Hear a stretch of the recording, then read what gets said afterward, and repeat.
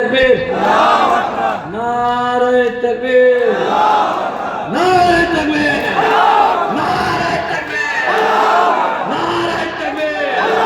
हे अल्लाह, अल्लाह, हे সৃষ্টিকর্তার মালিক আল্লাহ, এই এলাকার আমার বাবাজিদেরকে আবাবিল পাখির মতন শক্তি দান করো আল্লাহ। হে আল্লাহ, এই এলাকার যুবক, এই এলাকার ভাইদেরকে হযরত আলীর মতো শক্তি দাও আল্লাহ। হে আল্লাহ, এই এলাকার ভাই এবং যুবকদেরকে হযরত উমরের মতো জজবা দান করো আল্লাহ। হে আল্লাহ, এখানকার প্রত্যেকটা মুসলমানকে তুমি নির্বাচিত করে হযরত আলী, হযরত উমরের মতন শক্তি দান করে মসজিদ মাদ্রাসা রক্ষা করার শক্তি দিয়ে দাও আল্লাহ।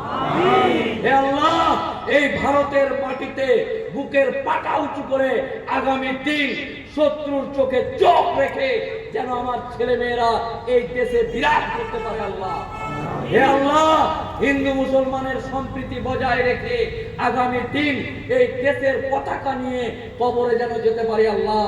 হে আল্লাহ, এই এলাকায় আপনি বলেছেন আমরা মুসলিম ধর্মের মানুষ, শরিয়ত মানা মুসলমান।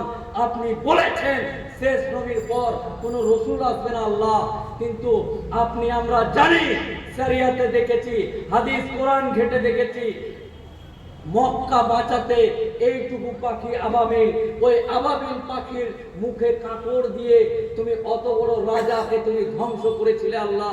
হে আল্লাহ, আমাদের মতো এই নিরহ নিরলস সরল সাদা মুসলমানকে তুমি আবাবিল পাখির মতন শক্তি দিয়ে তোমার ঘর রক্ষা করার শক্তি দাও আল্লাহ।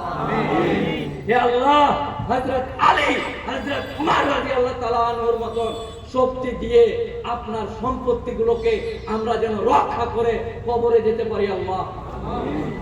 আপনারা সকলেই আগামী 26 এপ্রিল ব্রিগেডে আসুন। কে কি বললো, কে কি করলো, কার কি হয়ে গেল, আমাদের কোন রকম দেখার দরকার নাই। সকাল হলো, দেরে পিয়াজে দিয়ে দে, খেতে খেতে দে, আমি ওদিকে যাচ্ছি বাপের খবর বাঁচাতে। ভাবেন শুধু যে আপনি বেঁচে আছেন, আপনার সামনে জিসিপি দিয়ে আপনার বাপের কবরটাকে খুঁড়ছে, খুঁড়ে আবার চেন দিয়ে টানতে টানতে নিয়ে গেছে।